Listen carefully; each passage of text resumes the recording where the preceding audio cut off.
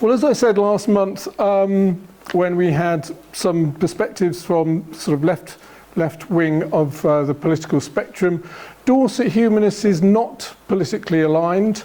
The humanist movement as a whole is not politically aligned, but humanists are interested in creating a better world and a society that works for the common good, a society in which everyone can flourish. And I think we can all agree that that is the kind of world in which, I think we can all agree that the world in which we live is not currently ensuring that everyone can flourish. Some humanists lean to the left, some humanists may lean to the right, and we want to hear humanist views from across the political spectrum. This is partly because we've scheduled a hustings event on Saturday the 13th of April at Warden Community Centre, when real parliamentary candidates for Bournemouth East are coming, they're going to form a panel so that we can throw things at them. Yes, Simon. Can I just say something there, hot off the press? Unfortunately, Tobias Elwood has decided we're not sufficiently important to come and talk to us. That's your interpretation of his non-appearance, but anyway. Absolutely. However, to my amazement, there is a Conservative Humanist Association. And I'm in negotiation. Yeah, I mean, I thought it was an oxymoron, but their chairman I'm in negotiations with him to come and act as Tobias Elwood's stead, so he might know something about how you square that circle anyway, and can speak to how the Tories will further the humanist agenda. Okay, great. Good. So Sorry for that. we hope that either he or someone from the Conservative Party will come on that occasion, but we've got a good representation from the other main parties. So, you know, that's an opportunity for us to ask questions of real parliamentary candidates on the kind of things that humanists would like to see in their manifesto. So it might be specific things that humanists campaign on, like assisted dying legislation, or it may be things like more social things like the housing crisis and the economy. So last month we had left-wing perspectives, and tonight we're going to balance that up with some, if I say conservative perspectives, maybe conservative with a small c rather than a big C, but we'll see. So Aaron is going first, and then I will follow Aaron. So please give Aaron a big welcome.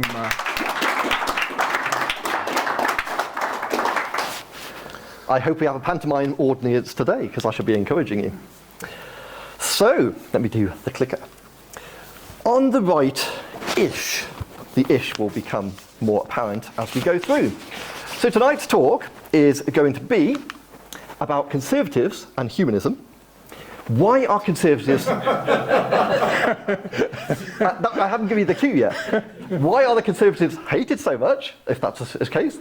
Are conservatives to blame for the past 14 years? And why centre-right, Aaron? Why not somewhere else? And that's for me personally.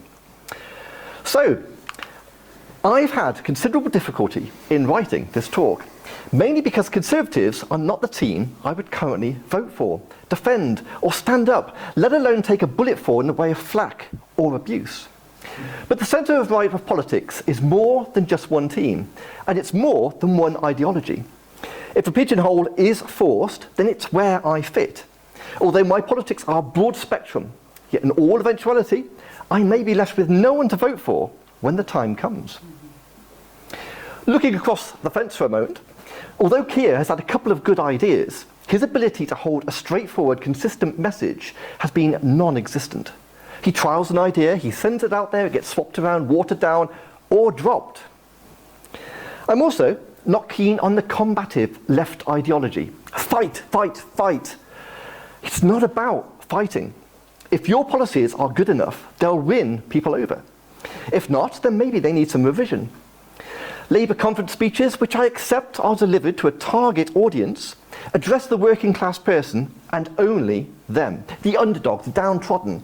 The verbal directives are, we will take from the wealthy and raise up the poor. Now, I'm not a victim. I'm not downtrodden. I do like my country and I'm proud of it. But I want to support a leadership that views the country as a whole, not a one-sided approach. The rich, the wealthy, the educated, they're not in the left's plan, other than to take money from, of course. This doesn't sit comfortably with me. I'm also not a person that would protest, would never cause a public nuisance or vandalism. I do feel people should aspire to be more than they are and have every opportunity to reach their full potential. I further believe in borders, so that alone makes me some sort of right-wing fascist, whatever one of those is. Come on in. Sorry, can get party. Okay. For sure, whatever candidate stands locally, they must have a track record of proven competency, be able to keep the constituency informed of their actions, communicate via a blog, a newsletter, or social media at least monthly, and list their personal policies they alone will champion. Our current guy, my current guy, doesn't do this. So anyone with a pulse of any party will be better. But can humanists be conservatives? Can they? Yes, of course. Conservatism, in the UK at least, takes many forms. Several aspects in recent years have reached very much into the humanist areas, with one nation conservatism and compassionate conservatism, both being exemplified by Theresa May and then Boris Johnson. Did I just see your eyes roll then? No matter what you personally think of them both now, when they stood for election, they delivered in speeches and in their manifesto a one-nation view that encapsulated humanist values at heart. Uniting the country as one voice, levelling the playing field so no one is left behind, building up our economy so we all benefit, promoting Britain on the world stage, and enhancing 40 hospitals with upgrades, which we benefit from locally. Wikipedia says this about One Nation Conservatives. Adherents believe in social cohesion and support social institutions that maintain harmony between different interest groups, classes, and more recently, different races and religions. No matter how things turned out, the vision as outlined by Boris and Theresa May was a positive and optimistic one that aimed to build better and unite a country. Had world events not taken place, I had every confidence we would have gained a lot. So when I speak of conservatives in this talk, I'll be directly referencing compassionate and one nation elements, as these are where I sit, where I feel humanists would sit, and where it seems the voter base does sit.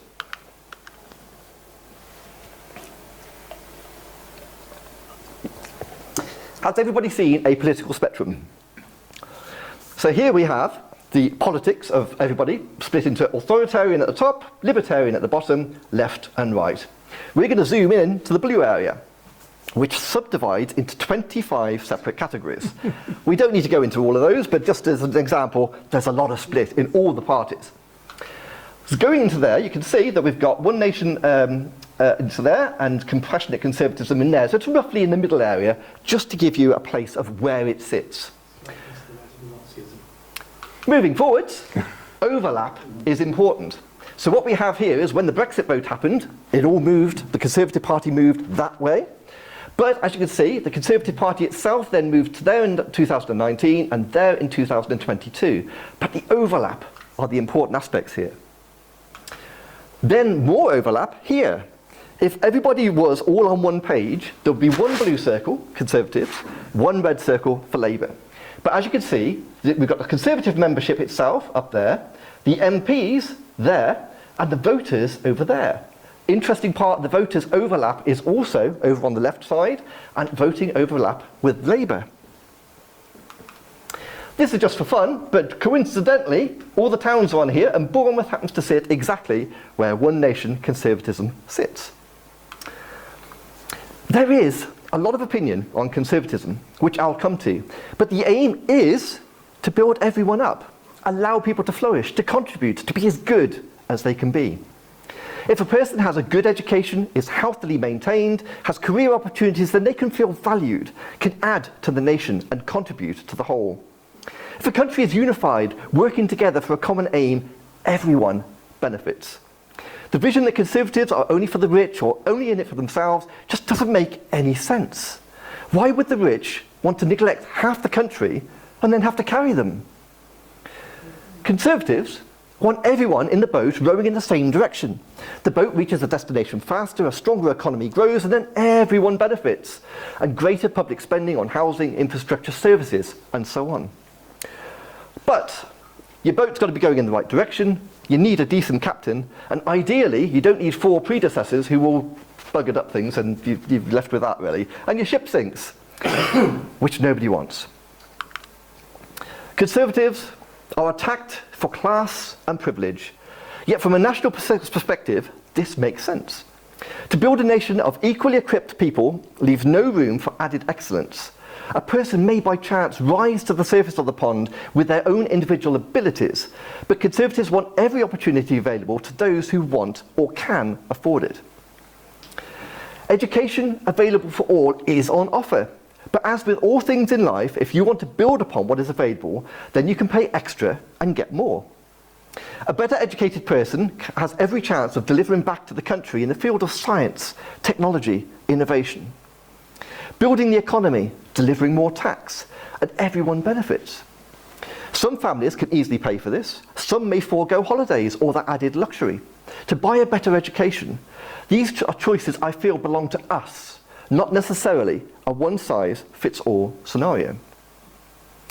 However, some only look at how this benefits the individual, but maybe that's narrow thinking, as Conservatives are big picture field of vision. Is buying better for your child wrong in education? How many of us don't buy the basic food when we go to Tesco's? We willingly pay more for better baked beans, branded bread, or a nicer steak. We all pay for more when offered choice all the time.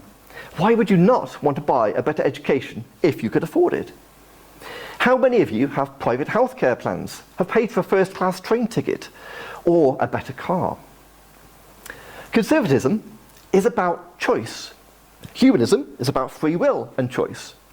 Logical thought and reason are in there too, and equality and fairness play a part, of course, and grants, scholarships, opportunities are available to those not available, are those available to those not on wealthy incomes, but to those showing promise. It makes sense to help and assist those showing an aptitude for learning. We could do more of this. Conservatives are deemed capitalists and promote a free market society. Is this wrong? Free markets build choice. Choice builds competition. Competing forces give consumers wide variety and competitive prices. Telecommunications and internet services, for example, have benefited vastly in price reductions. My mobile bill is £4.60 a month. My landline effectively free. The internet, £25. Competition has delivered this. Should some things be nationalised? Yes, I personally have no issues with essential services of energy or water being under state control. But when offered one price, would we know this is the best it can be? Yes, there are no shareholders taking a wedge, but it is their money they've invested rather than state taxes. Should they not receive reward for that? The state has not always had incentive, drive, or best practice when run by the government. In housing, should we build affordable state homes only across the board and all live in white concrete blocks? Is the Conservatives' attempt at building houses the wrong approach? It certainly needs addressing for sure, but is building a mix of homes at full price, shared ownership price, and housing association wrong? Conservatives themselves will all tell you we need a better housing solution. Conservatives with rethought planning, regulation, and affordability in mind. As there is no state construction agency, which I would support by the way, we are at the mercy of private companies for the most part that need to make a profit and can't just build affordable homes only. The nation needs 1 million affordable rental homes by tomorrow. Yet no political party has a drawn-up, realistic solution for this as yet.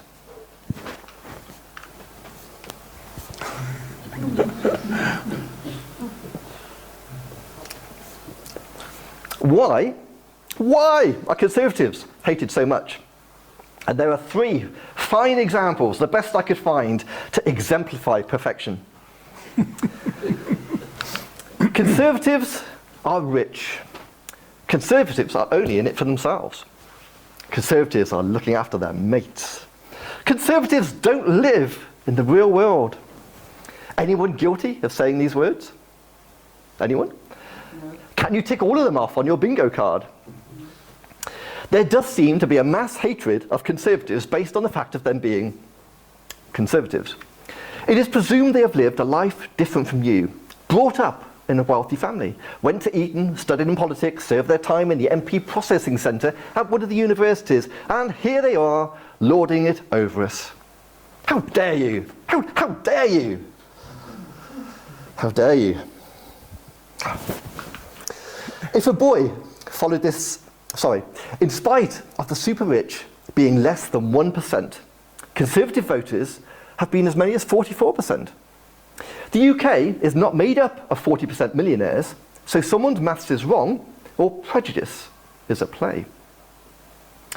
If a boy followed this career path, trained hard, studied hard, went to the right schooling, the right college, and then came out as a soldier, would you say, how dare you? How dare you go into that very career that you spent your life working for? Or that same boy ends up as a scientist, a doctor, electrician. How dare you? No matter the family, the education, the backing or the money, somebody will succeed. Through having an idea, a will to drive forwards, opportunity, chance or luck. However they arrive there and choose to serve in public office, who are we to shoot them down? To me, this is prejudice, pure and simple. Being conservative is a modern day version of being gay. The hate is the same, the spite is the same, at conference being spat at is the same, shouted at, jeered at, things thrown at you. How and why is this acceptable in a modern day society such as ours? It's not. Because conservatives do want everyone to succeed. We are all in this together. Everyone succeeding means better opportunities, greater services, higher talent, and yes, less crime, less unemployment, and less deprivation. Conservatives are all the same. You can't tell a Theresa May from a Priti Patel, a Boris Johnson from a Jacob Rees-Mogg. They are all the same. I've seen and experienced this generalisation before, being perhaps the only person in the room who's attended a UKIP conference back in the day. Back when UKIPers were far-right skinhead types with swastika armbands and attacked anyone of another colour on sight. Apparently, you were deemed nasty, racists of low intelligence. How dare you? Oh. But I followed Nigel Farage, appreciated the policies, supported the direction and attended. And lo and behold, it was a room full of people like you and me. Wealthy and rich, with education and upbringing. Poor and downtrodden, working class, who wanted a better, fairer life. It was balanced on the sexes, it even had a gay wing. It had policy discussion groups and was for everybody. In psychology, there is the in-group, out-group thinking, a pattern of behaviour that people display when one belongs to a tribe. If you're part of the gang, you're accepted. If you're not, you're immediately the enemy. I know humanists wouldn't fall into this trap, but we've all seen football crowds do this. And in politics, it's rife. Why is this? Surely we can do better.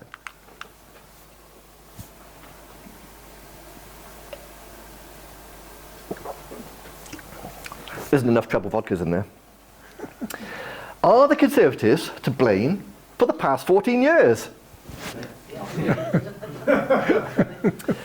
When governments come to power, those who didn't vote for them, possibly 55% of the country, are already on the attack. Politics, policies, white papers, they take a long time to get through. And when the new government takes over this year, it's going to be months and years before real change is felt. But let's take a moment to look back at a few things in recent history. The press, Twitter, and many voices I've heard locally, I won't look at anybody specifically, blame Conservatives for everything over the past 14 years. Blaming in a way that is biased, unfair, distorted, inaccurate, especially when we look at some of the huge issues that have come our way.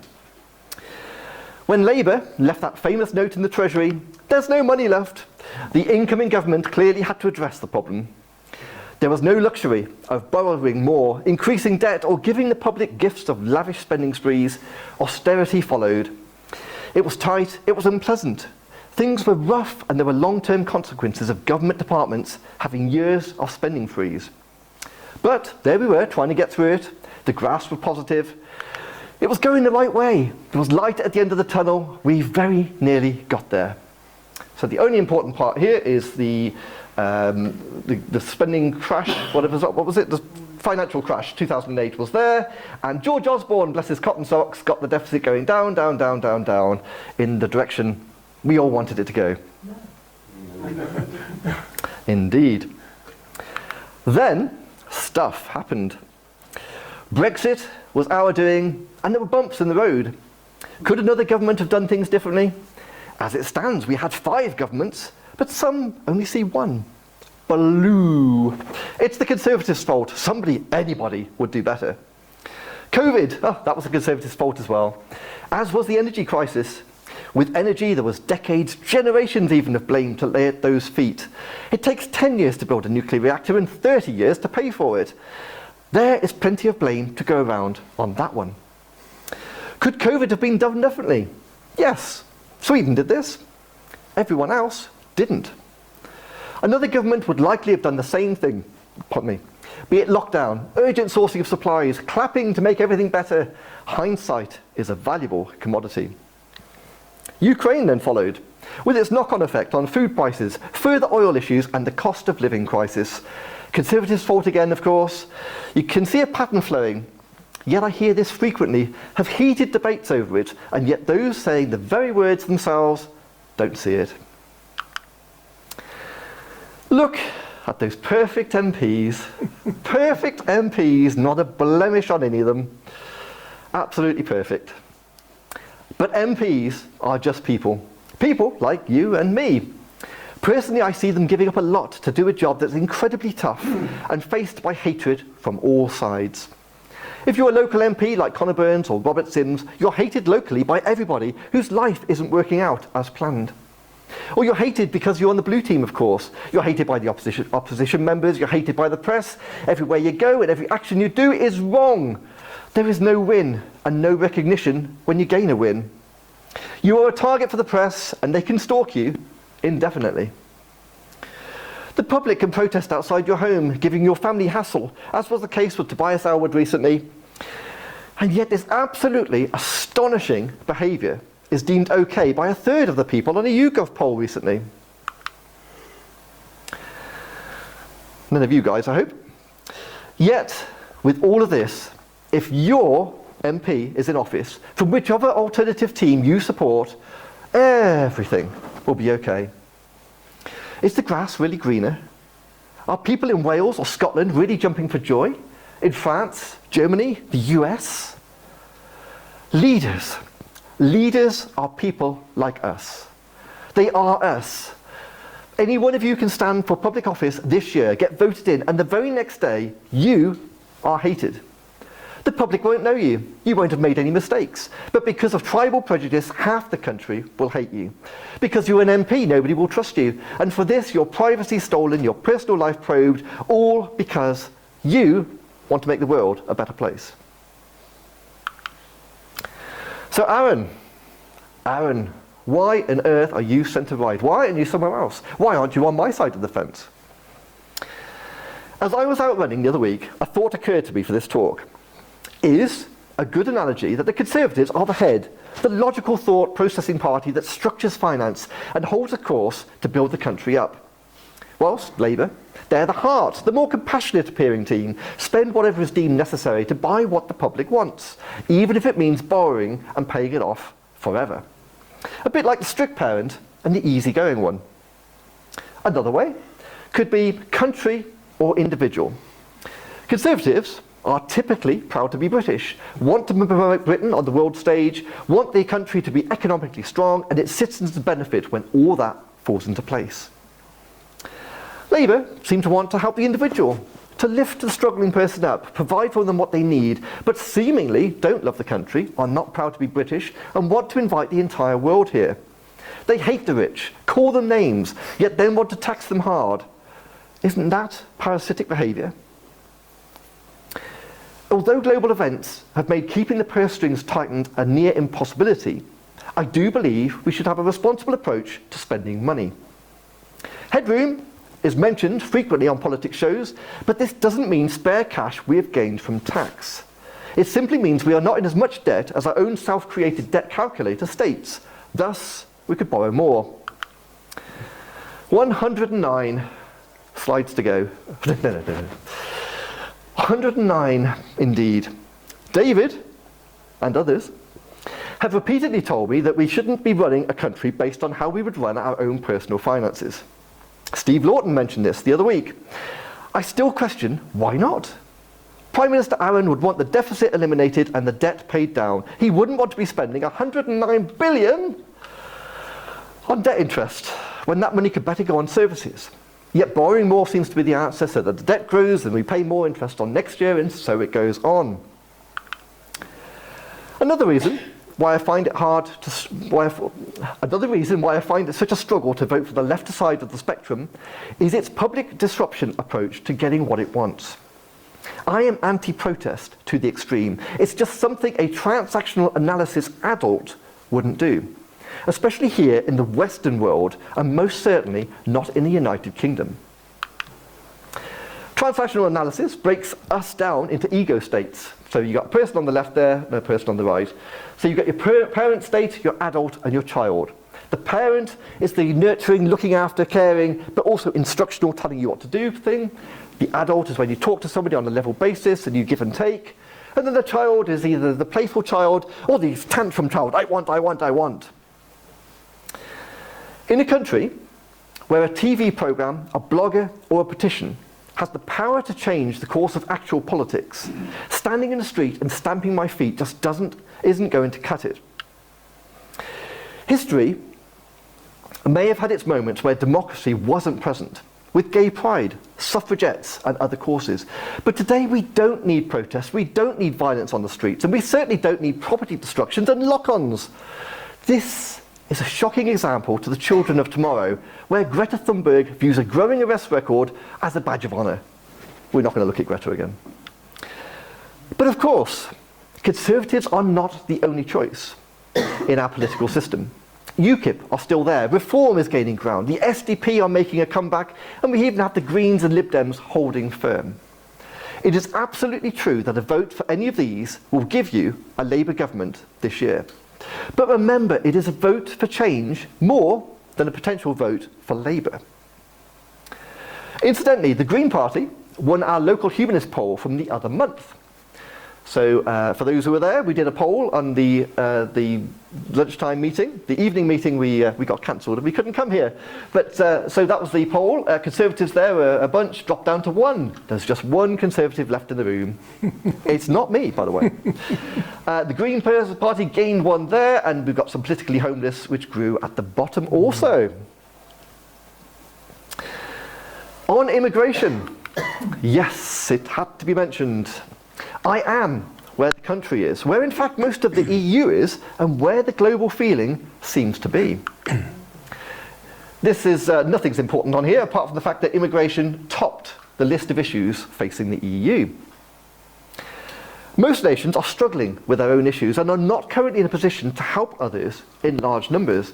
This is certainly the case also here. So on this chart, 9 in 10 constituencies want tougher controls on immigration. The red zones, they want increased numbers and relaxed controls, more in immigration, and the blue want less and tighter controls. Latest figures show that the UK issued a combined total of 1.4 million permanent visas in 2023, Home Office stats. This is simply unsustainable on any level. So in conclusion, humanists can be anywhere on the centre ground spectrum. That's the overlap chart part. Conservatives want everyone to succeed. Everyone. Say that together. Everyone? Everyone. Lovely. Political parties cover a wide area. Hating an entire group of people needs challenging. There is a lot of overlap on the political spectrum. Parties and voters are not one and the same. And MPs are people too. Thank you. Well done.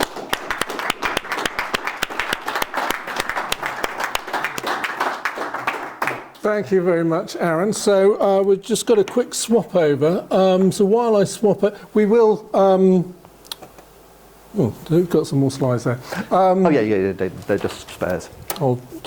So, yeah, I think it's probably best if we have questions at the end. But while I swap over, if there might be one or two, do you want to throw one or two questions at Aaron while I... Kathy was first, but we will go into mine.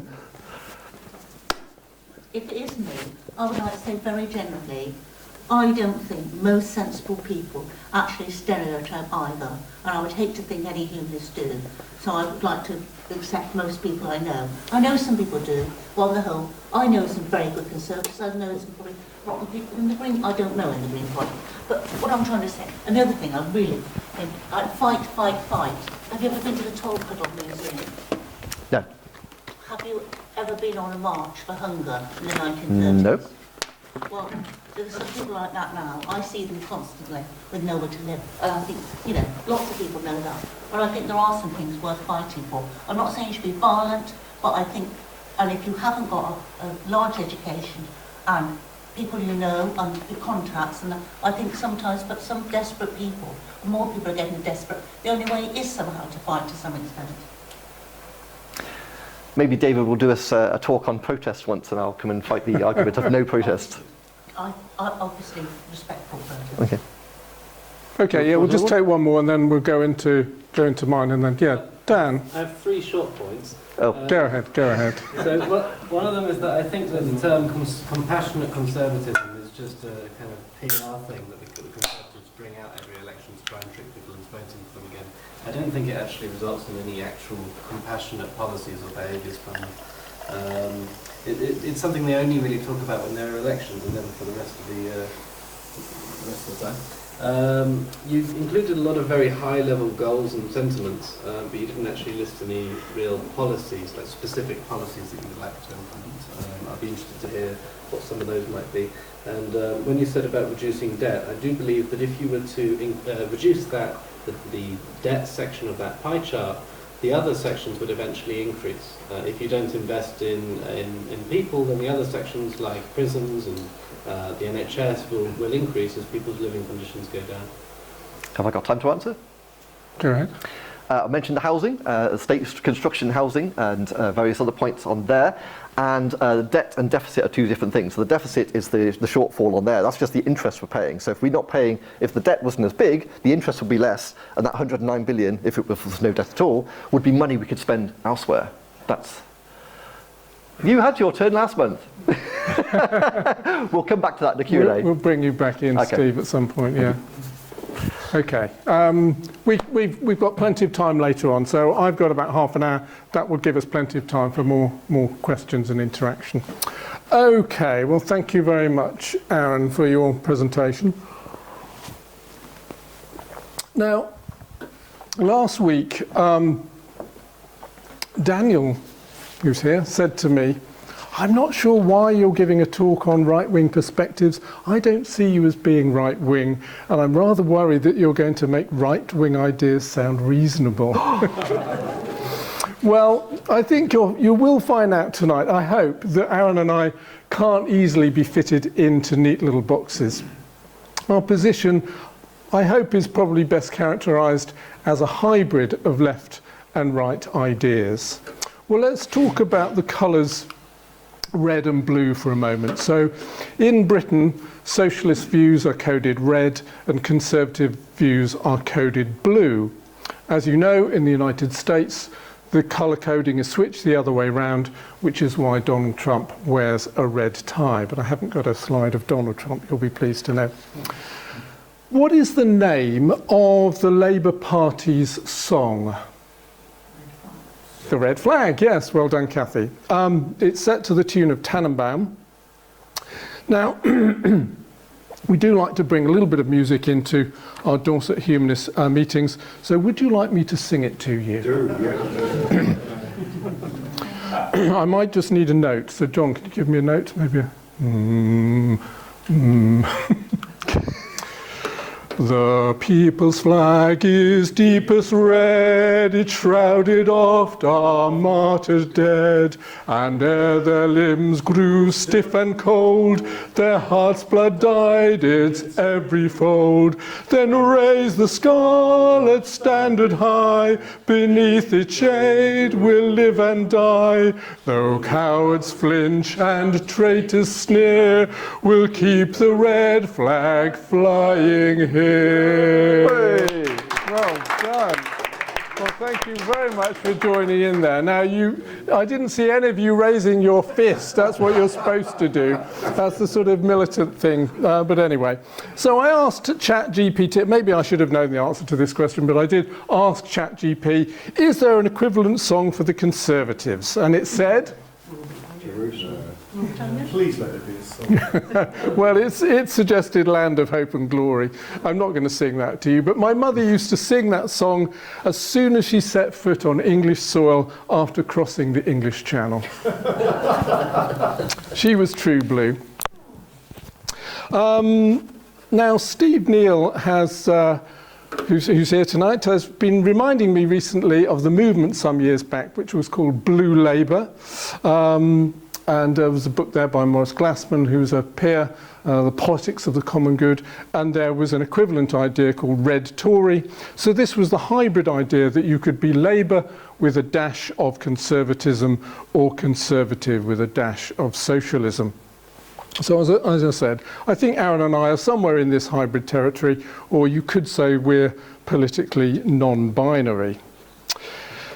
Now, here is a Venn diagram, because I know that Aaron always likes a nice Venn diagram. So here we've got left and right, and they're merging in the middle to create this lovely purple effect. Now, I don't actually think that that bit in the middle is the centre ground of politics. What I'm trying to illustrate here is that it's possible to have ideas from the left and from the right. So I'm talking about hybrid or non-binary politics. Here's a variation of the diagram. So here I'm describing the purple bit in the middle as the golden mean between extremes, a kind of Aristotelian idea, if you like, references to ancient philosophers. It's about both and rather than a polarizing either or. And obviously we need to avoid going off to the far right or to the far left. Now this is a lovely image created by the Bing image creator. I asked Bing to have bubbles, 2 bubbles, and people coming out of their bubbles and actually communicating with each other. So I hope that you like that image. That's where we are in the middle there. We're all having a nice dialogue about left-wing ideas and right-wing ideas and coming out of our bubbles. And yeah, if you've not tried Bing, you can just ask it to create something like this, and it does it in about 5 seconds.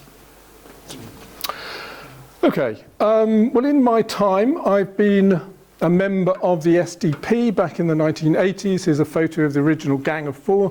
Shirley Williams looking rather young, David Owen, Roy Jenkins always look the same age, I think, and Bill Rogers. David Owen, I think, is the only one who's still alive, and he's still commenting on current affairs. So you may remember that this was a breakaway group from the Labour Party. In the late 1990s, I was briefly a member of the Green Party. This is when Jonathan Porritt was very popular, and he wrote this book, Seeing Green. In 2010, I joined the Labour Party when Ed Miliband became the leader, famed for not being able to eat a bacon sandwich. And there was much talk at the time of Blue Labour. I think Maurice Glassman was one of Ed Miliband's kind of gurus, and so there was quite an interesting discussion about that at the time. Now I've come full circle. I've gone back to my political roots, which is the SDP. So William Clouston is the current leader, and he's always well worth listening to. The slogan says, "It can't go on like this. The SDP seeks the common good in the national interest." So I'm very, very attracted as a humanist. I think a humanist idea there, the common good will come through in a number of the things that I say. So I think the SDP is very much a hybrid of left and right. Now, this is not an official party political broadcast on behalf of the SDP, but I will mention some SDP policies as we go along. So a month ago, Simon Bowden and other members of Dorset Humanists presented some policy ideas from the progressive left of the political spectrum, and I'm going to respond very briefly to these. And Simon Bowden did send his apologies, by the way, for not being able to be here tonight, as did John Kingston. So Paul Entwistle, who's here tonight, Paul recommended proportional representation, which I don't think is particularly a left-wing policy. I do have some reservations about PR, but the SDP supports it, so I'm not going to speak publicly against it, especially as I'm being recorded. But if it could be shown that PR leads to better government, then I think I would be prepared to give it the benefit of the doubt. Something we can discuss if we have time later.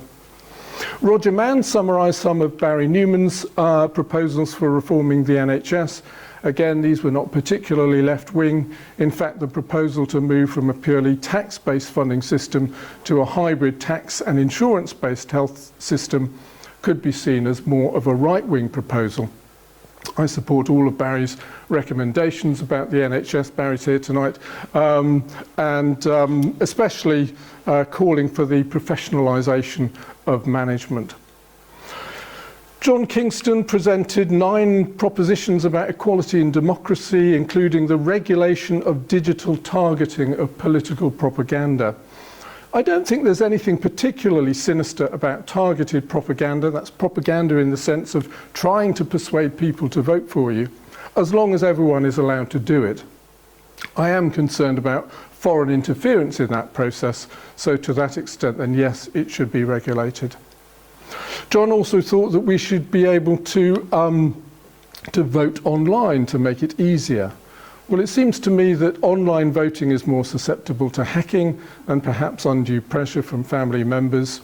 I think it's important for us to preserve some of these rituals, some of the rituals of actually going to a polling station. So I think if people care about democracy, it's the least they can do. It's not asking very much of citizens to walk to their local polling station in order to mark a physical piece of paper with an X. John also called for stopping tax evasion by big multinationals. I completely agree with that. The SDP policy is to implement as a priority the new OECD regime, ensuring minimum rates of taxation on large global enterprises. John also called for wealth taxes. I think there's probably a strong case for reforming council tax so that there are more tax bands at the higher level. But generally speaking, I don't think the state needs to get funds by raiding the wealth of rich people any more than it already does, because I agree with the basic precepts of modern monetary theory as expounded by Steve Lawton last month. The state, just to mention that briefly, and we can just, again, if we have time, we can discuss this later. The state can spend whatever it likes because money is created out of thin air. The only constraint on government spending is the actual productive capacity of the country and where we want to actually allocate those resources, and the discipline of keeping inflation under control. Unfortunately, what most governments do is increase public debt, and servicing that debt becomes an increasing constraint on what the government can do, which is what Aaron was referring to. When Tony Blair came into power, government debt was 36% of GDP. Today, it's 98%, so the next Labour government, if we have one, is going to inherit a huge problem. John also wanted to reverse recent laws which severely restrict the right to peaceful protest. I've not actually noticed any great restriction on protest of late, having been the victim of it myself to some degree. And like Aaron, I'm not a huge fan of protests which tend to reduce complex issues to chants and slogans. I agree that political funding could be reformed.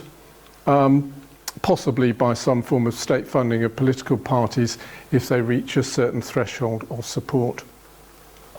And I agree with the spirit level hypothesis, which again John spoke about last month, that extreme and growing inequality is bad for everyone.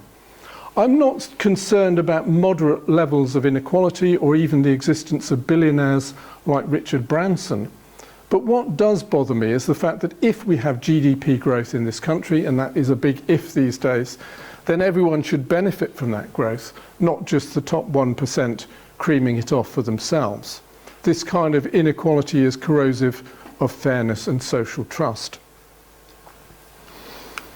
I'm not greatly in favour of radical constitutional reform, but the SDP has got some radical proposals, including abolishing the House of Lords and setting up an English Parliament somewhere outside of London. I think the House of Lords is a great platform for elder statesmen and women, and I would want to find some way of retaining their wisdom and experience in our democratic ecosystem. John's final point was that Britain's elite is disproportionately drawn from private schools, grammar schools and Oxbridge. Maybe that's inevitable, but I think abolishing the grammar schools was an act of social vandalism perpetrated by both Labour and Tory governments of the last century. Grammar schools were one of the engines of social mobility, and so I'm very pleased to support the SDP policy of establishing new grammar schools across the country in regional towns with relative disadvantage. Students will be admitted to these via examination and teacher assessment at Key Stage 3, age 14. Dan Moore presented some of Cathy's proposals for housing, including public funds to build much more social housing, for limits on the right to buy council or social housing, for higher taxes on second homes, and even higher taxes when they're left empty for long periods, and a new tenants' charter to provide more rights and security for renters. I agree with all of these proposals, and the SDP proposes to build new social housing. The SDP also proposes an empty property tax of 1% of its capital value, with revenues from this flowing to the local council. Anything we can do to ease the housing crisis in this country gets my vote. It's an absolute social disaster that young people have been shut out of the housing market in this country. I was broadly in favour of Simon Bowden's moderate proposals on trade unions, and no one can really disagree with the Labour Party's new Clause 4, calling for a community where power, wealth and opportunity are in the hands of the many, not the few. Interestingly, the SDP is in favour of some renationalisation, including the railways, energy and water. Simon's last point was that we should utterly reject the politics that stirs up anger against a whole group of people. I agree with that, and it should of course apply to the group of people known as conservatives, which is what Aaron mentioned this a few times. The deputy leader of the Labour Party was out of order when she referred to the Tories as scum.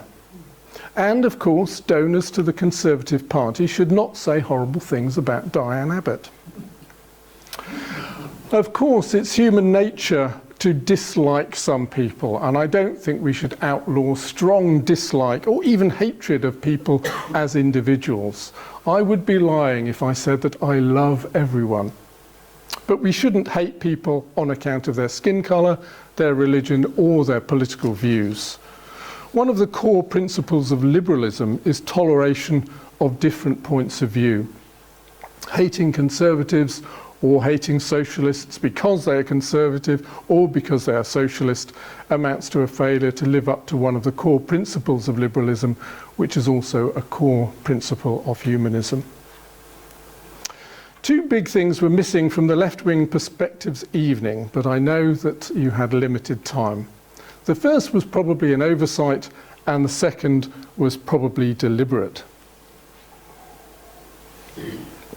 So the first one is this. The economy. I think everyone will agree that we need a dynamic economy which is producing wealth and well-paying jobs. I'm broadly in favour of the kind of ideas promoted by the economist Mariana Mazzucato. We need an entrepreneurial state in which there is a dynamic partnership between the state and private enterprise. Mazzucato's classic example was the smartphone in your pocket. The primary research which made the smartphone possible was mainly funded by the US government. It was only the end product which was brought to the market by private enterprise. So yes, there should be an economic partnership between the state and private enterprise where the state can take the kind of basic research funding risks to which the private sector is averse. The SDP supports the idea of a sovereign wealth fund. I don't know the details behind that. It also supports an active industrial policy which has a key role in creating global competitive advantage for Britain. We also need banks to invest in the real economy, not simply pumping up asset prices like houses. The SDP policy is for public funds to be made available to establish local development banks as they have in Germany, and it also wants to encourage re-industrialisation. We can't just rely on services predominantly based in London. We also need cheap, abundant energy. The SDP supports more investment in nuclear energy, and I'm very much in favour of that. Nuclear fusion may be coming down the track sooner than we think. It generates 4 million times more energy than fossil fuels without CO2 or methane or waste. It uses almost no land, and it can help to decarbonise glass, cement and steel. The fuel is limitless because it comes from seawater. I remember my father saying about 60 years ago that there was enough energy in a glass of water to get the Queen Mary across the Atlantic. I know we're still waiting for this, but it does seem as though it's coming closer. The UK has got 3 world-class fusion startups, so let's invest in those. The second thing not mentioned by the other team was immigration. Aaron has mentioned this a little bit. I'm going to say a bit more about it. This seems to be a taboo subject on the left, as if they have an irrational phobia about it. Any mention of it is coded as far right or populist or a dog whistle, and whenever the government talks about it, it's scapegoating and throwing red meat to the far right, etc., etc. Well, I think all of this is complete nonsense. To use a very simple analogy, ice cream is a good thing in moderation, but no one wants a massive amount of ice cream. Likewise, immigration is a good thing in moderation. So here's the SDP on this topic. International migration has become a feature of the modern world. We have a humanitarian duty to help those less fortunate than ourselves, and in enabling people settling here to become model British citizens. Immigration at the right rate and pace can make our society more skilled and vibrant.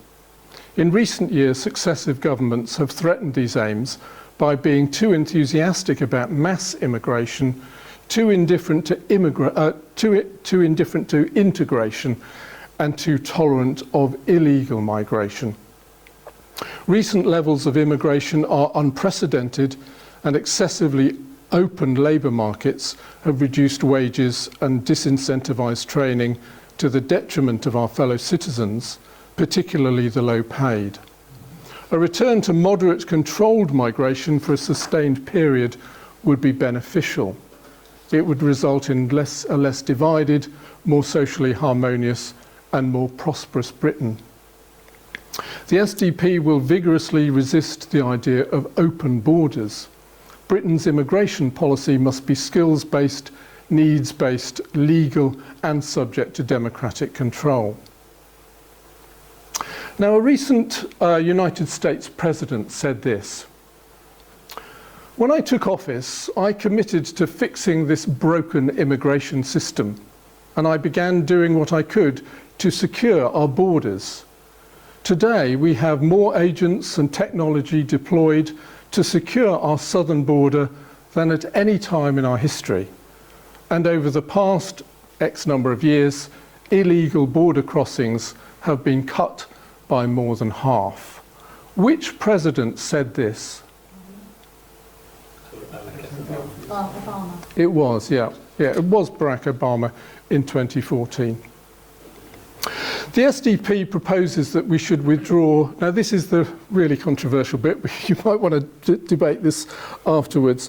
The SDP proposes that we should withdraw from all international treaties and courts which prevent us from securing our borders, including the 1951 Refugee Convention and the ECHR, because they're no longer fit for purpose in today's world when hundreds of millions of people are on the move. The SDP proposes to reduce net migration to 50,000 per annum in the interest of integration and social cohesion. Unsolicited asylum applications via breaches of the UK border will be declined, and they will result in immediate repatriation or detention offshore within British overseas territories until repatriation can be arranged. The UK will contribute to humanitarian resettlement of genuine refugees. Well, there are plenty of British overseas territories to choose from, including Gibraltar and the Falkland Islands, but obviously that needs a lot more discussion. There was a very interesting recent debate on immigration with Polly Toynbee, Aaron Bastani, Konstantin Kissin and Matthew Goodwin. Polly Toynbee came out with the usual straw man arguments saying our economy would collapse if we sent all of these migrants back to where they came from. No one in their right mind is suggesting that. Matthew Goodwin, a professor at Kent University, described mass immigration as a Ponzi scheme, in an addiction to cheap labour which is creating the illusion of GDP growth, but which is actually masking underlying weaknesses in our economy and storing up huge problems for the future, not least in terms of housing, infrastructure and social cohesion.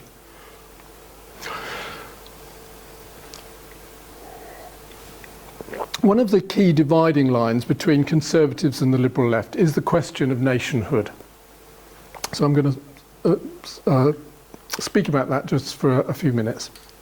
For Conservatives, nations are communities of like-minded people who feel a sense of belonging, solidarity, trust, shared values, shared history, and a shared sense of humour. For the Liberal left, I might be putting this a little bit too strongly, but there seems to be a basic hatred of nationalism in favour of some kind of technocratic world government and free movement for everyone. Maybe that, I don't know why that's... Is it turned on at the wall? I don't think I've got many more slides to go, actually, but I don't know why that isn't. Oh, it's all connected. She makes it the slideshow. It's back. Maybe it just wasn't a very good connection. Okay. Nations. So I'm saying that for the Liberal left, there's a basic hatred of nationalism in favour of some kind of technocratic world government and free movement for everyone. So what lies beneath these two contrasting positions are two very different concepts of human nature. On the Conservative side, humans are social beings and we thrive best in relatively settled communities with shared values, etc. On the left, humans are unencumbered individuals and they should be given maximum possible freedom to go wherever they please without any sense of obligation or bonds to a settled community.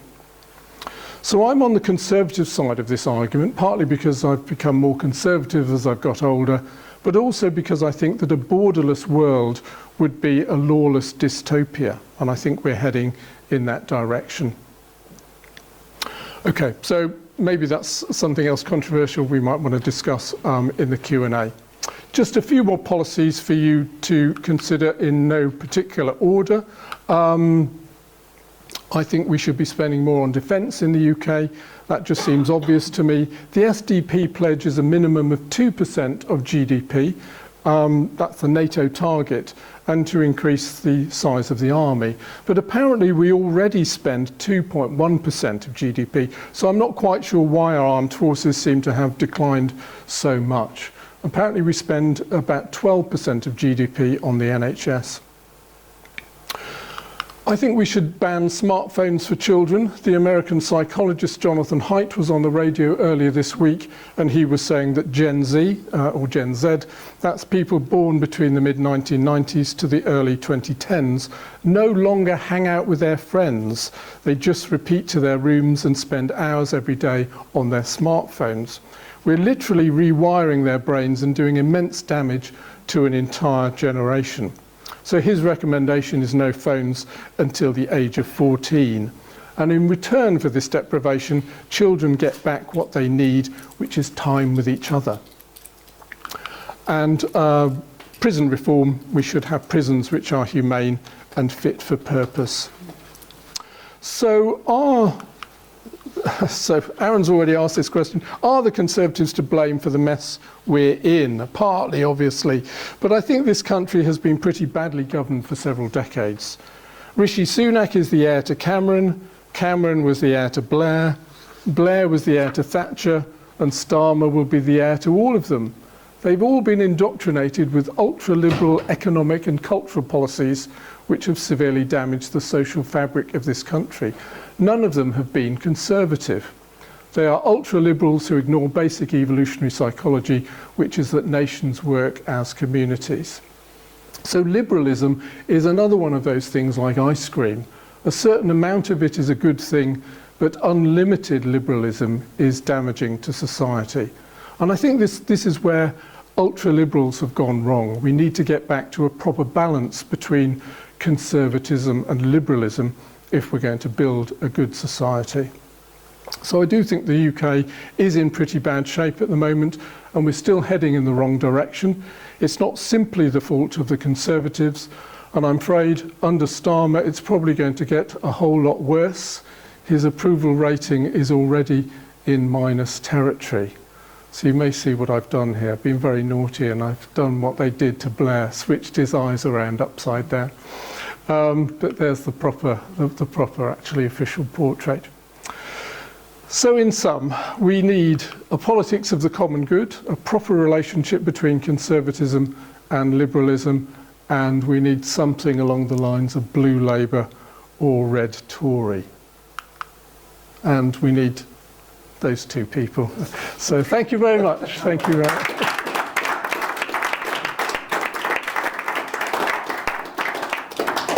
Okay, we've got plenty of time now. In fact, I'm not going to put that up, leave that up for too long.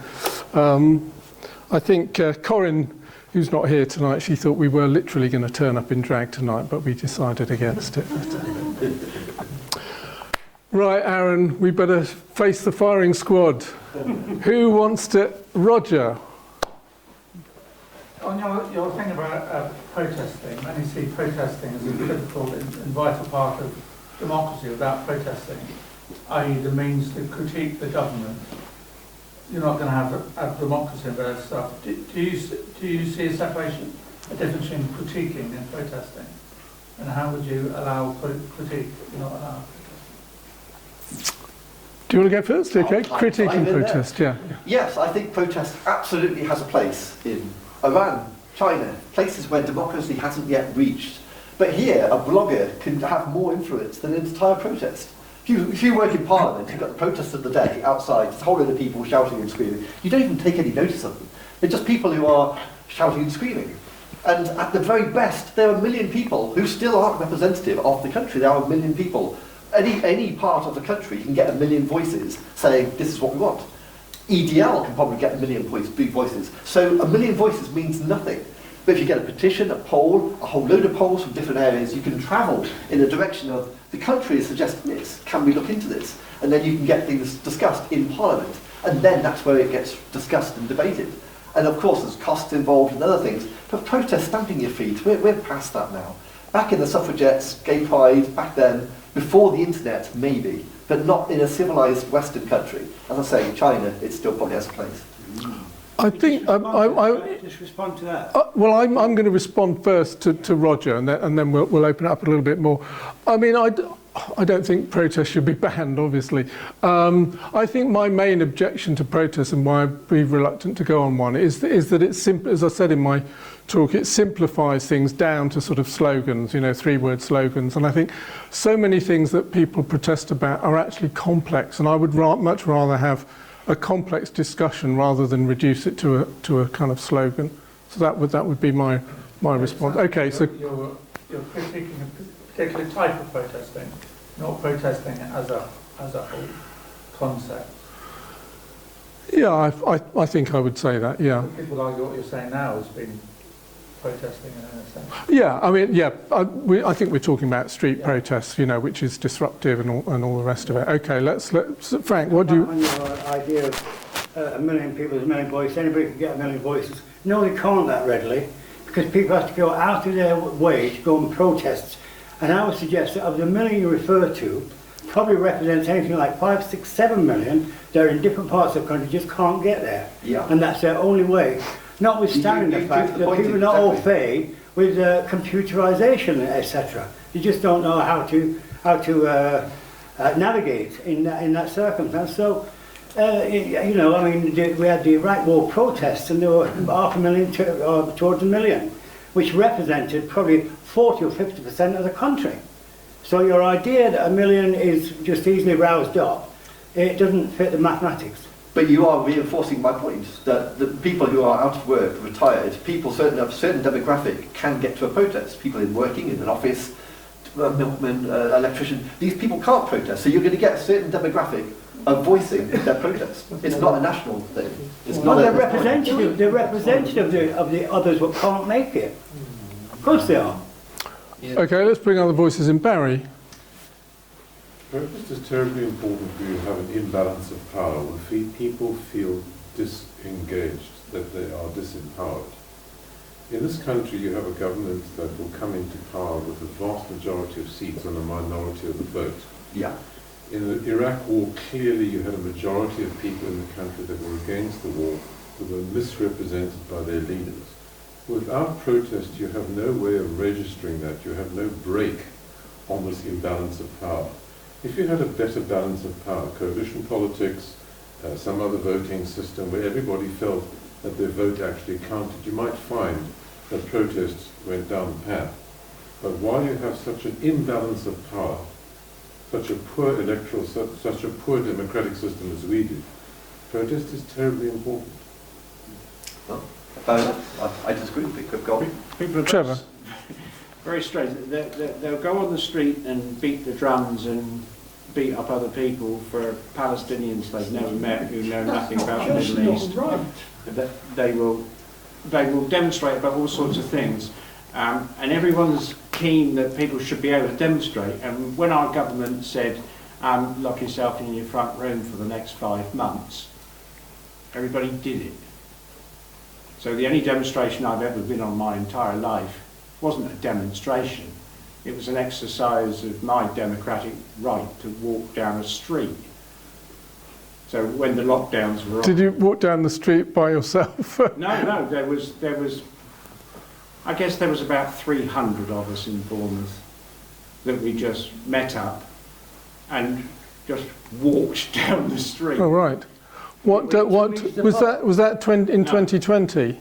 Yeah, when they introduced the lockdown. So it's funny, you hear people, you know, the right to this and the right to that, and then the government, most of which they don't agree with, said, oh, you know, Boris Johnson, intellect extraordinaire, said lock yourself in your front room for the next 5 months, and everyone went, yeah, all right.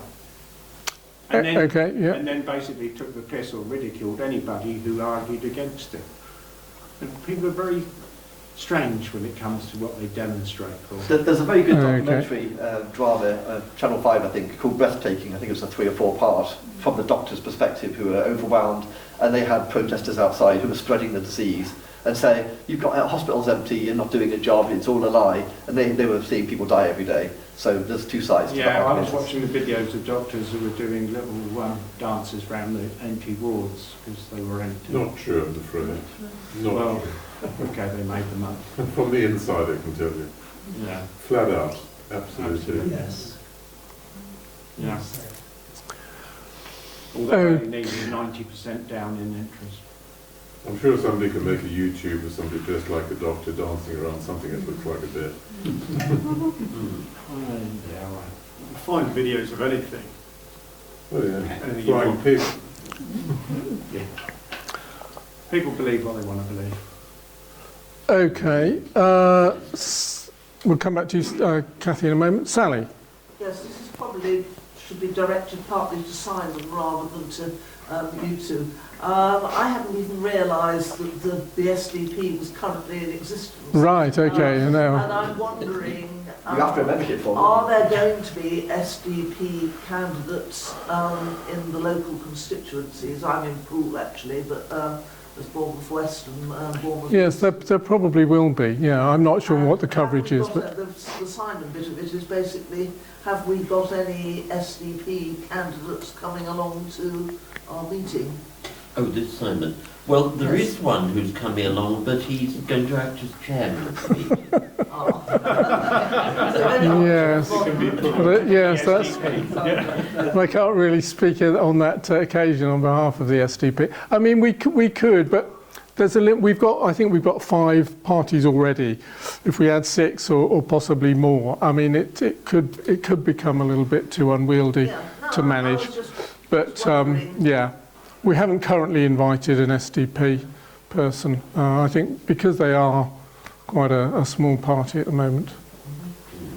Can I just add, it's also really difficult on the hustings when you ask, what's the housing situation? You've got one opinion, second opinion, third opinion, fourth opinion, fifth opinion. Yes, I mean, And then the next question, it's a long 5 is really a tops, I think, yeah. Right, let's go to Cathy and then I'll come back to Barney and Steve. Cathy or Paul? You go first. Cathy. I was only going to say that the vast majority of the people of Palestine, the marchings in London, the vast majority of the people were absolutely going just for justice, for humanity, not for either side. Not particularly, didn't want, not say not for either side, but they weren't there being violent. There was hardly any violence. I went on not all of my youth, but something. I went on the Iraqi march, and I think that Iraqi march was very calm, very peaceful. I don't know when MRC went on it. And without that, it was seen everywhere. There was a section of society in England, and it was seen globally, that there was a section of society that walked through London and gave reasonable protest. But I Yes, think yeah. that's a right we don't want to take away. I don't want any violence from anybody. But I do think if you take away that right for people to walk peacefully together and be seen en masse, just quietly say, we don't like this. I just think that's a human right.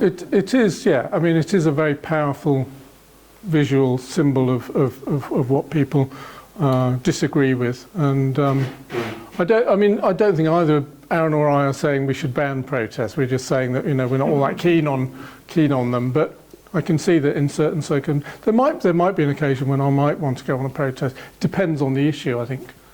But okay.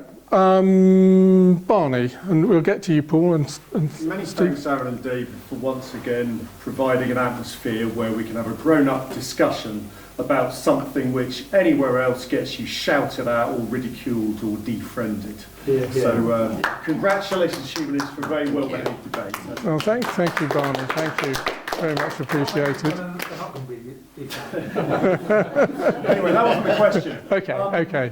Now you can shout and scream at us. Yeah. Really mention climate change and a right wing versus a left wing. Now, as someone who used to be an avid Green Party supporter, I've seen the Green Party in recent years being redefined. They no longer seem to be about the environment. They seem to be extremely left-wing, which has left me wondering, is there something fundamentally left-wing about the environment?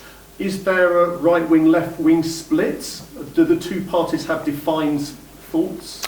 on the climate? Very good question. Aaron, do you have any thoughts on that? Well, that's a good Just point about the grab my protests, water. actually, because the Blue Planet, David Attenborough show, influenced government. Government instigated the whole thing, the IPCC report followed, it moved in its direction, and the green policy was developed. The Green Party, I'm sure, probably elevated some ideas, but the protests, the Greta Thunberg, the destroying towns and all the other violent stuff, who are they? Ex-rebellion, whoever they are. Just Stop Oil. Yeah, Just Stop Oil as well. I don't think they moved anything forwards. David Attenborough, in a civilised, adult, transactional analysis, this is the facts, he's a scientist, moved it forwards. But from that, I'm supporting, I think it makes sense to have clean air, whether we're polluting the planet or not. Clean air makes sense. Clean seas make sense.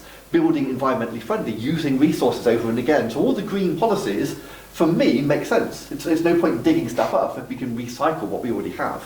So those policies make sense from a logical point of view. And if they make the atmosphere, whether you believe in climate change or not, it just seems a logical direction. So I would back that personally.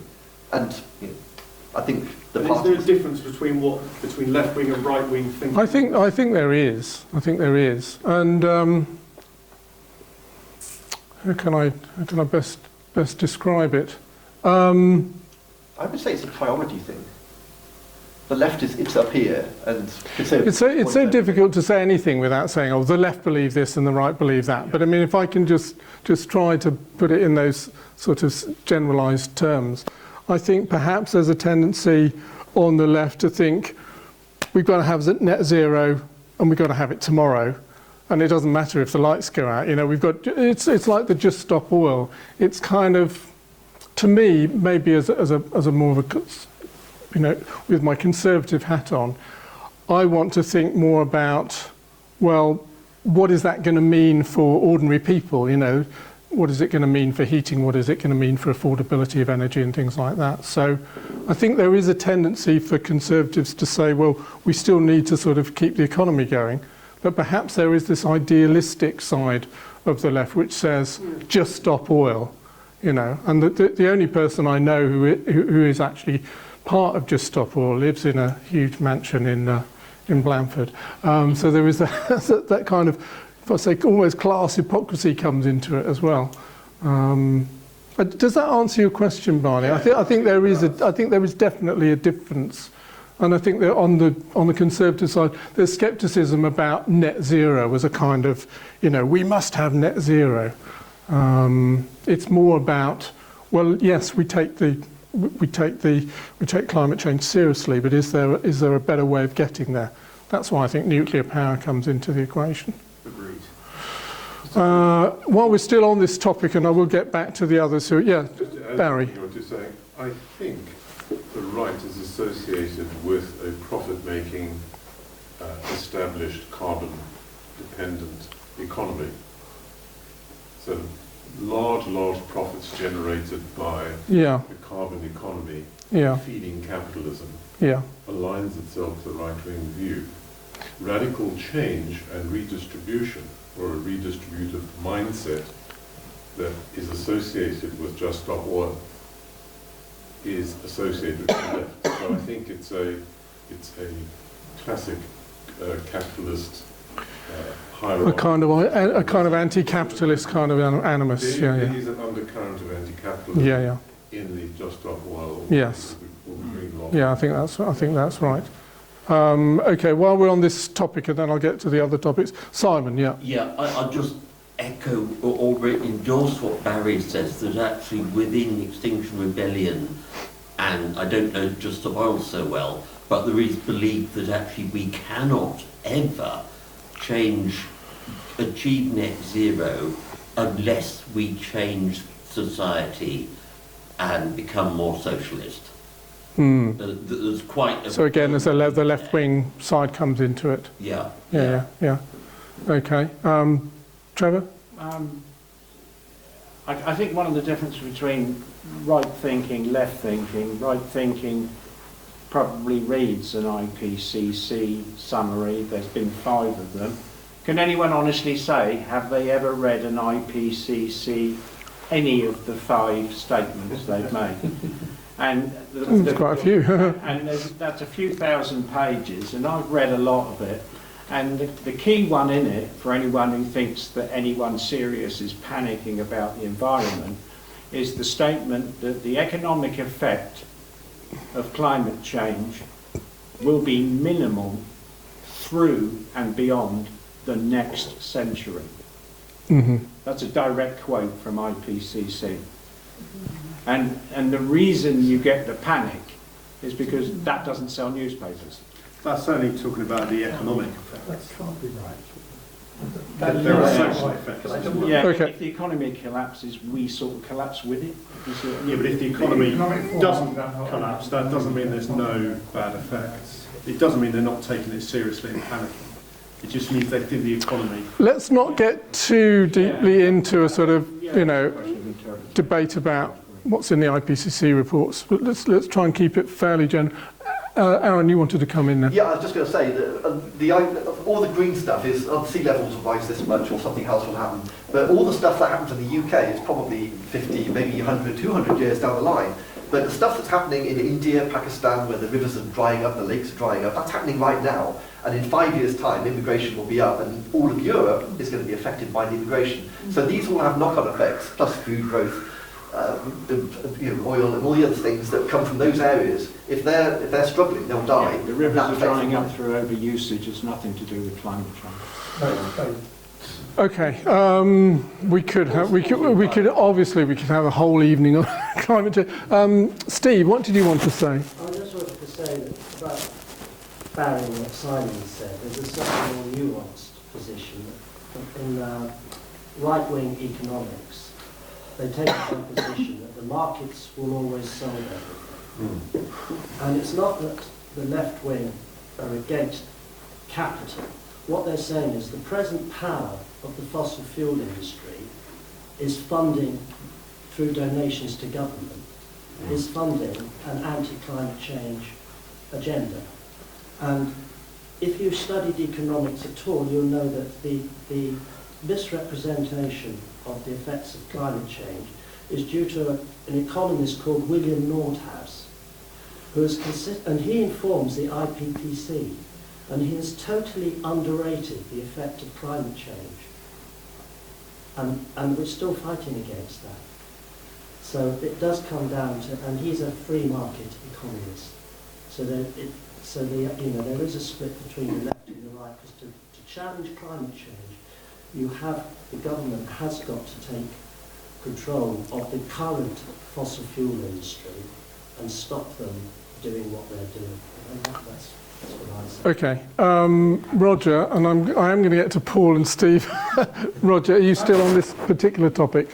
Yeah, I just wanted to pick up on a point that Aaron said. We talked about, that white oil and Extinction Rebellion. I haven't done much what David Attenborough, the scientist, has. Well, first of all, David Attenborough isn't a scientist, he's a journalist. And for most of his career, people were saying about the state of the environment and nature and various stuff. And a friend of mine was the photographer. I don't know him very well, as more of an associate.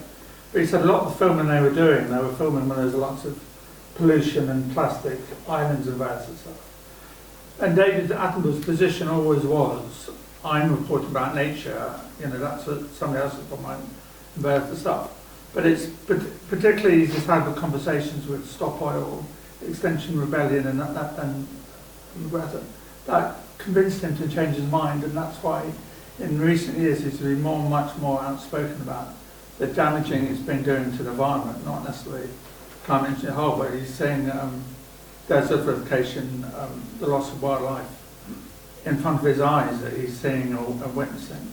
And the issue on the climate, I think, when we talk about global warming, I think the biggest issue potentially down the line is food scarcity and the desertification of the lots of rich and nutritious soil, which is happening in this country, as well as abroad and various other stuff. I think that could have an impact if we don't. There are solutions that are out there that will benefit everybody as well as benefit the environment. Okay. Should we move on to maybe another topic if we can? Paul, do you want to come on to a different topic? Or? Yes, Okay. I was holding back for Yeah.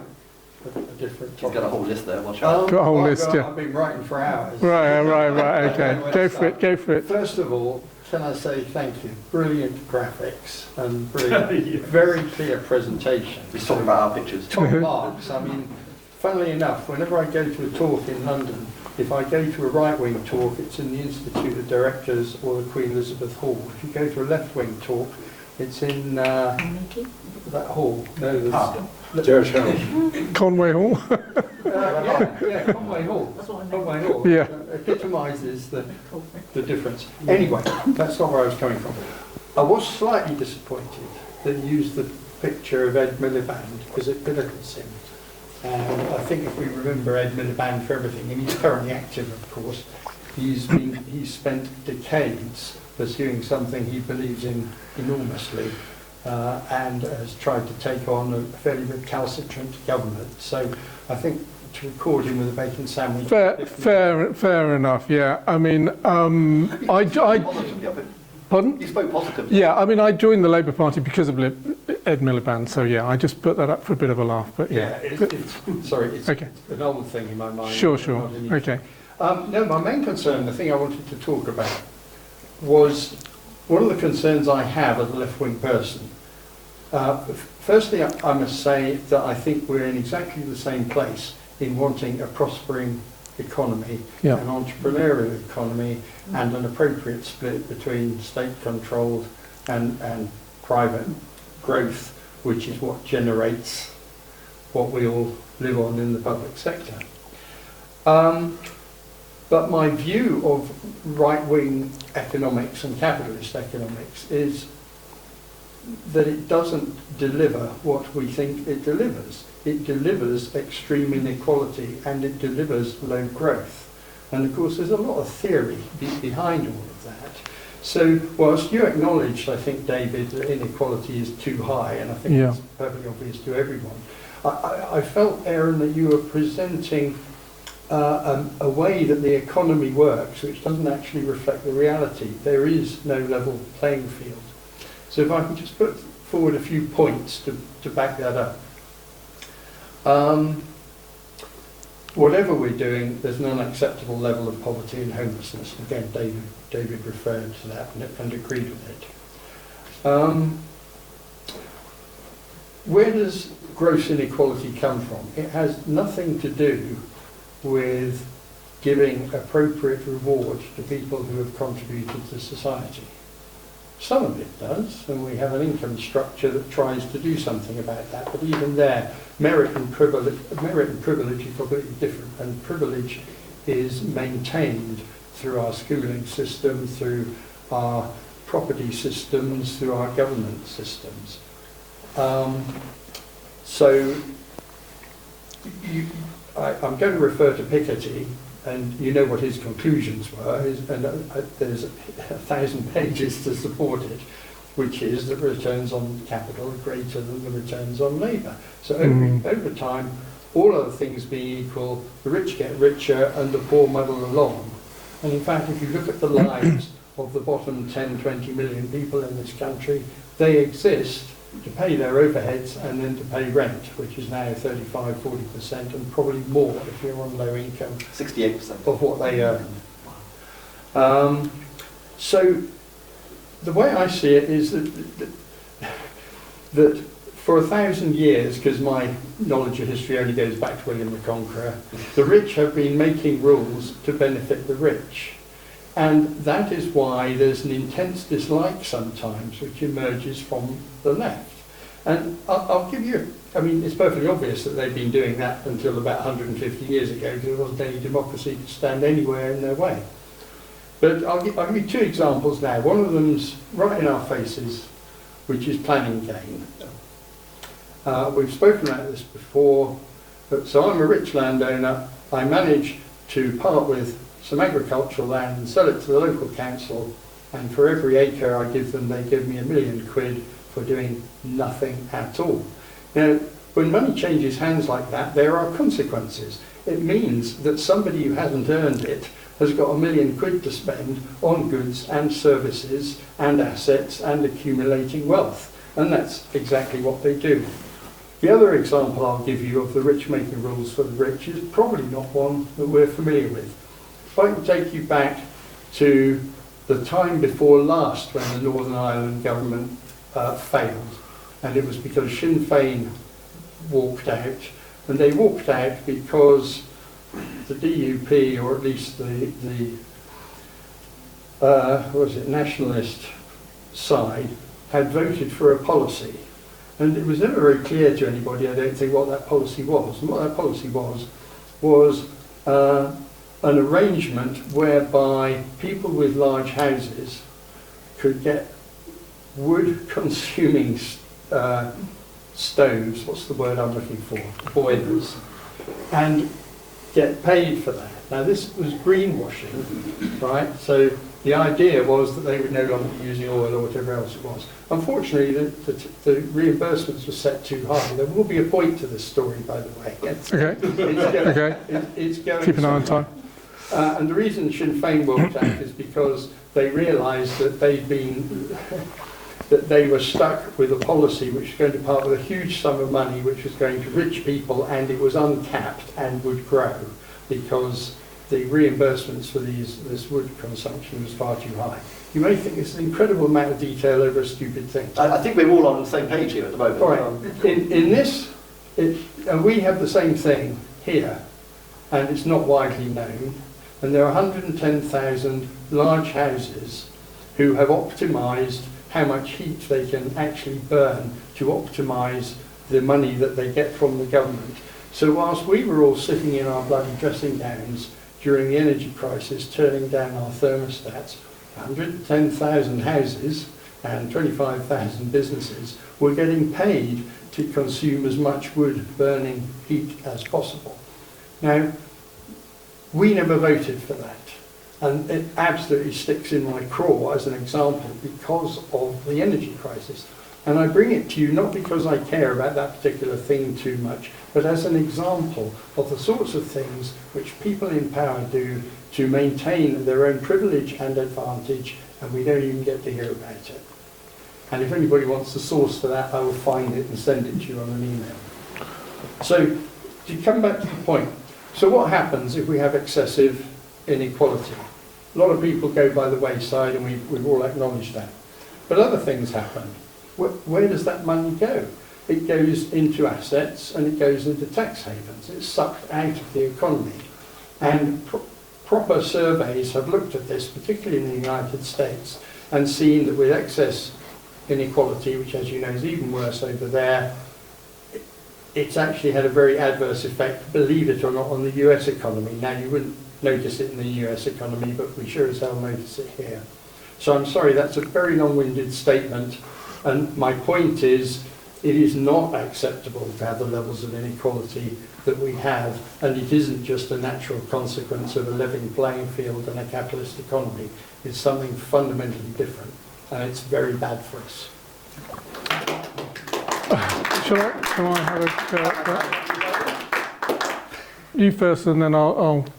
So Frank wins the lottery next week. He's got £120 million, and then he employs John and Lynn, and they are his managers, and then they go and employ 15 other people, and he starts 5 businesses.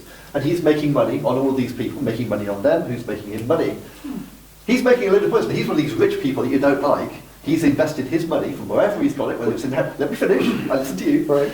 He inherited money, he's got all his money, whether he's won it, inherited it, stolen it, whatever. And he's employed them, and they've employed 50 people, and they're all making money for the economy. He's taking a wedge because he started all this. He's the cause of this. Whether he's him, Frank, or Richard Branson, or all of the other self-made people who have invested. And yeah, I think he's made money. How can the government say, you're making too much money? I've just employed 5,000 people, or 120,000 people in Richard Branson's case. You've employed all those people. Well, I'm making money. How can the state say you can't make that money after he's made that? Okay. Can I making the money out of the profit you get from the labour? That's not a typical example.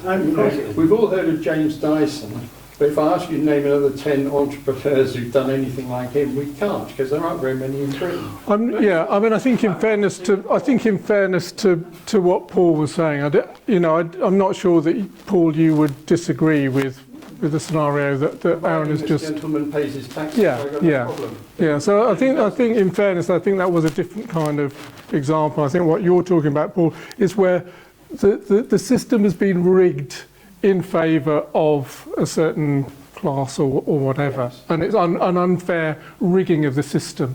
And the predominant amount of inherited wealth. Yeah, yeah. And I would agree with that. And when I was talking about, the sort of this idea of one nation conservatism, I do think that, a nation needs to think of itself as a community, and we shouldn't have these, we shouldn't have a kind of liberalised economy to the extent where people think it's morally acceptable to rig the system, and to hell with, the people who are sort of, at the bottom of the pile. I mean, so I do agree with what you're saying, Paul. I mean, I agree with what Aaron is saying as well, but I think that was a different example, really. It's okay for an entrepreneur to sort of make money, and I don't think you were against that. I agree we need a flourishing economy. I'll shut up, I've had my share. Okay, right. I'm gonna bring Steve in, because you've been waiting for ages, Steve. You both asked the question, do we blame the Tories for the Conservatives for the last 4 Yeah, years? yeah. For the state of the economy. Obviously, the housing crisis, whether you look at the property ladder or rental market, is obviously in a crisis. So, but do you hold the last government? You sort of mentioned that you didn't think that they were actually Conservatives. You said they were actually ultra-liberal. Yeah. So it seemed to be a bit of a ghetto clause. But do you both actually blame the Conservatives for the last 14 years and the economic state that we're actually in now, or not? Shall I go first? You go first this time. It's so difficult to just encapsulate, 14 years, everything that's happened in 14 years, and say, oh, the Tories are to blame. I mean, when the Tories won the 2010 election, Gordon Brown and Alistair Darling were saying, yes, obviously we've got to deal with the fallout of the financial crisis. But I think when they were saying we don't want as much austerity as George Osborne brought in, and that was an argument going on at the time, we probably would have had austerity. But the argument was George Osborne went further than maybe he should have done. We can't mention Brexit, because then we'll go down that rabbit hole. But obviously Brexit happened. Do I blame the Conservatives? I mean, I do think we have been badly governed for a very long time, which is kind of what I would say. I mean, obviously, what was going on in the Labour years, to some degree, was a kind of Ponzi scheme, which but again, that's a much bigger global problem with finance, finance and the banks, etc. So I think it's too simplistic to say, oh, well, we'll just blame the Tories. I would find it very difficult to say that, actually. Okay, well, they have been the ones, normally the people in power end up getting the blame for whatever on their watch, if you like, Because, I mean, I'm sure if when Labour get in next time, it's going to be a shit show for the next, isn't it? Is everyone just going to blame Labour, or are they going to say, oh, well, it was the Tories' fault? Sure. Well, I have a feeling that people overpromise, and they overpromised Brexit, they overpromised the glorious economy. And you said things like, the COVID lockdown happened, but that happened to everybody everywhere. So we weren't alone in that. And the Ukraine war affected everybody everywhere, so we weren't alone in that. So when they overpromise, they should always recognise there's always going to be something that will come along in the next year, another war or another famine that will affect people's plans. You're right, and that will affect the next Labour government just the same. But if you look globally, there are countries that are just unhappy. France is unhappy with Macron, and Germany were unhappy with the last several leaders. Even Norway's complaining, Sweden's having an issue at the moment with different issues. So I think even settled countries that we would have said, oh, these are the happy countries of the world, are having some problems with their electorate, and obviously immigration has got an effect on that, especially in the Sweden area. But America, they keep getting a different leader. I don't know anybody who said, oh, that was the best leader we've ever had, those 5 years were fantastic. Because the 5 years, they get voted out, so they weren't that good. Every leader seems to lose. No, you're right there. Every politician ends up being disappointing, because they oversell, they overpromise. Yeah, I voted for Blair. Yeah. Give to you that. Dan, have you been trying to come in?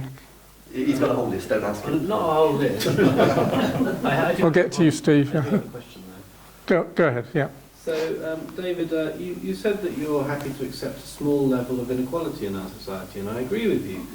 When the alternative to that is a system of absolute equality, where everybody has exactly the same amount, no matter what you do. You could be a great doctor or invent something fantastic, and you'll have exactly the same amount of money as the unemployed person living next to you.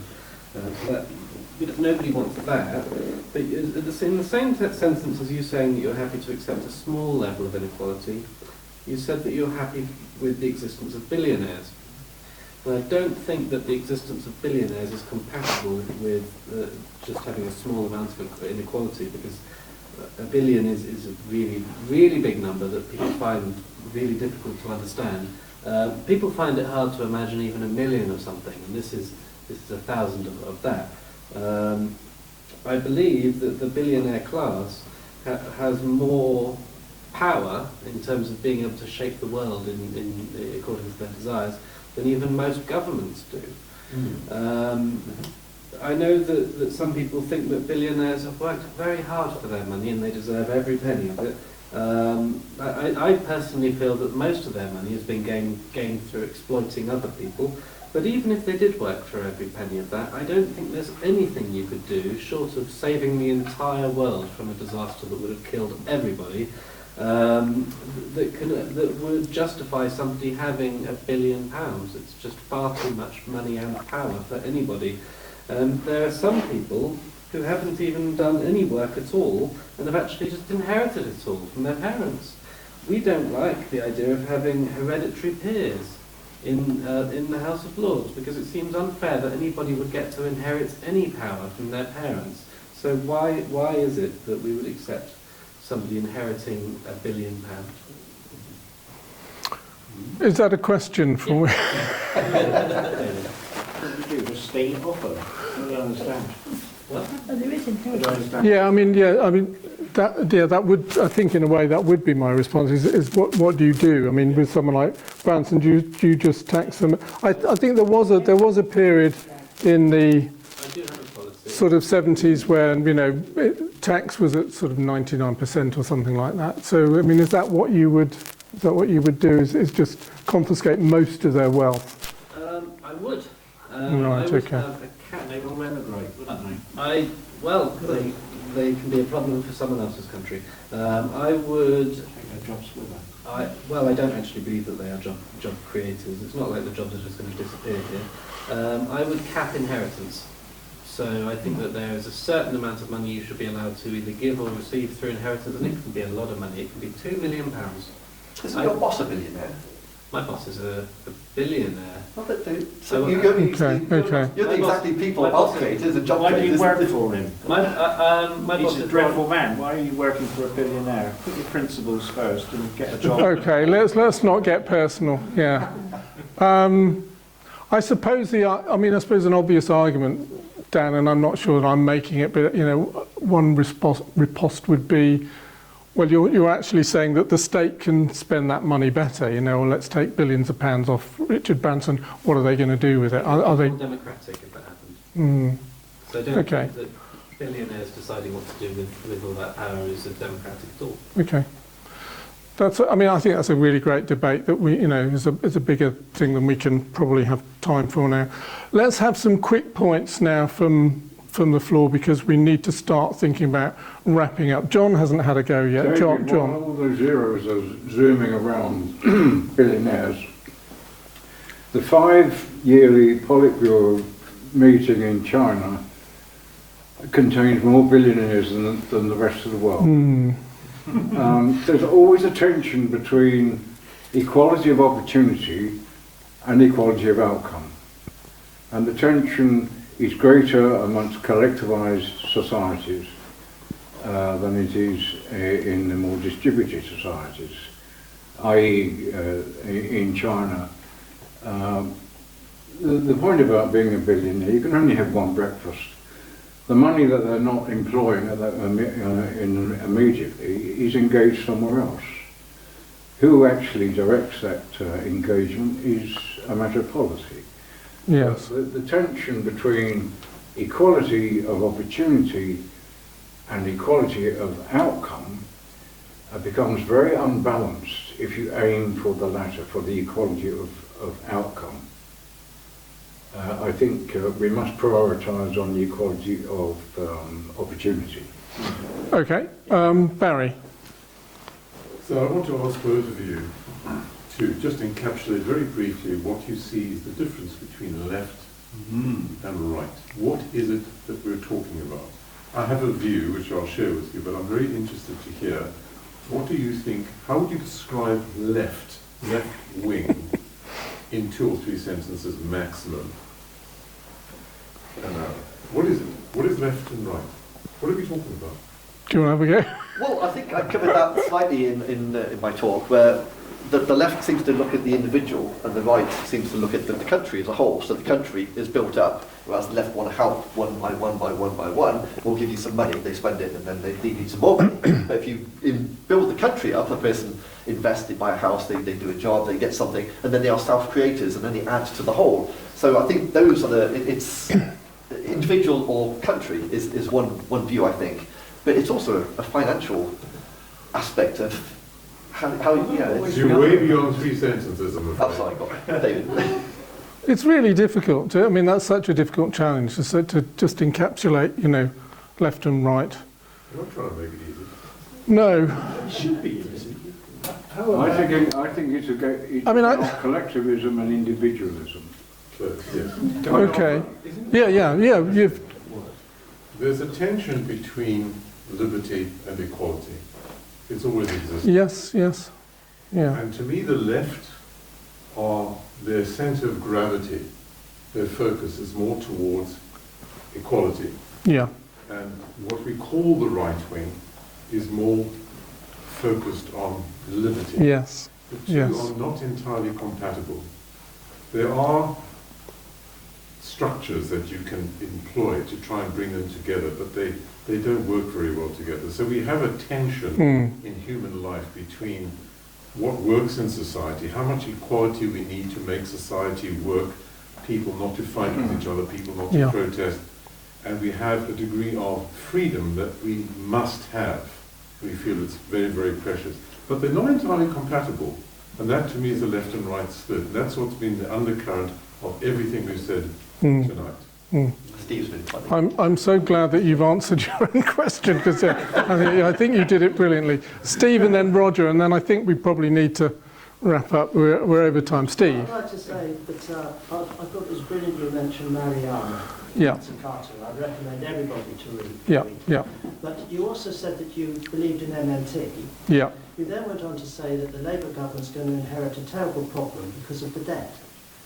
And I just want to repeat that the debt is not debt as you understand it. It just isn't debt. The government doesn't have to pay debt. It's the currency issuer. And in the United States, the Republicans understand this. And when they're in power, they always expand the debt, and the economy always grows as a result. They expand the debt by spending money on the wealthy. What they don't like, the Republicans in the United States, is the Democrats to spend money, because they would spend it on the less wealthy. So that's what the difference is.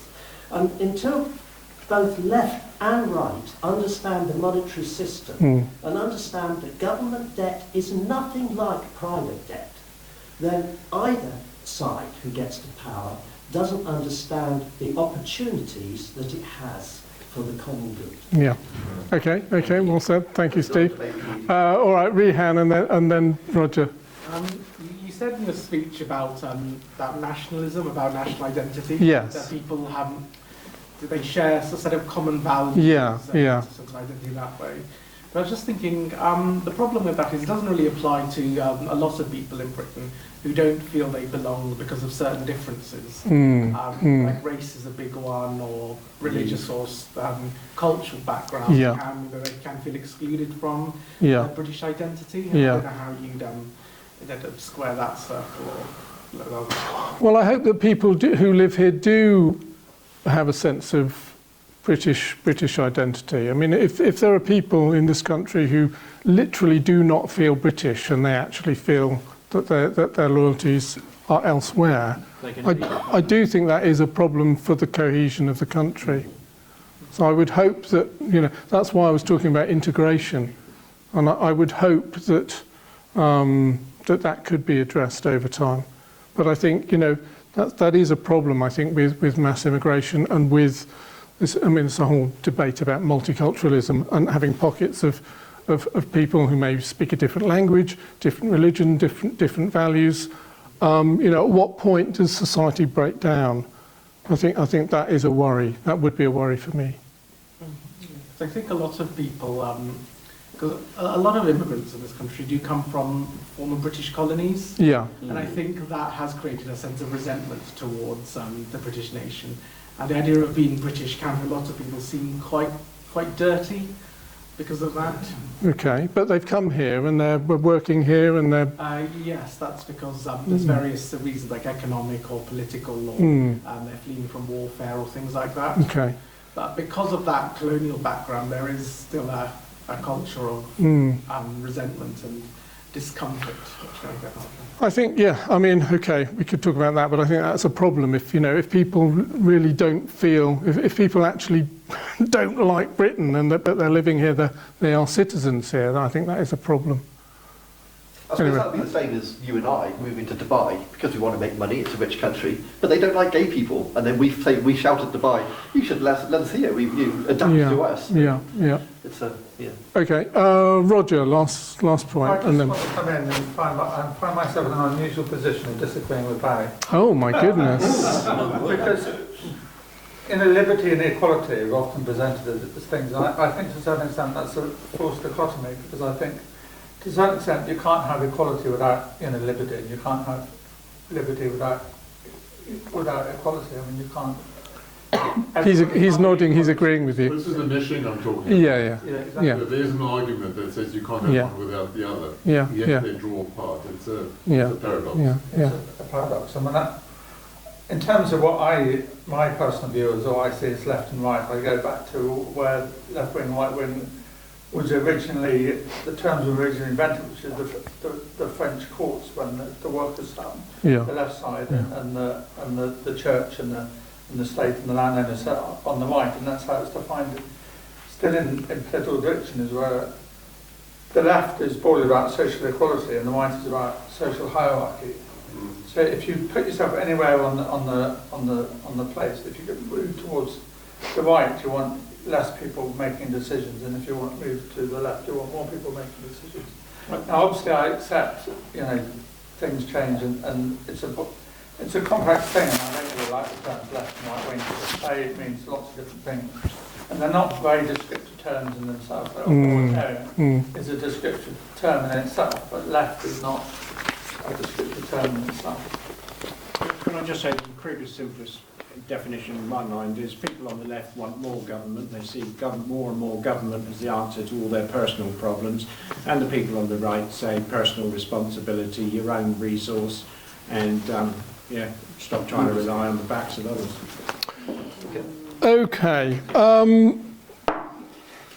Thank you very much for allowing Aaron and I to present some perspectives from the right or the hybrid ideas. You've been a lovely audience. You haven't thrown things at us. I hope you haven't ended up hating us.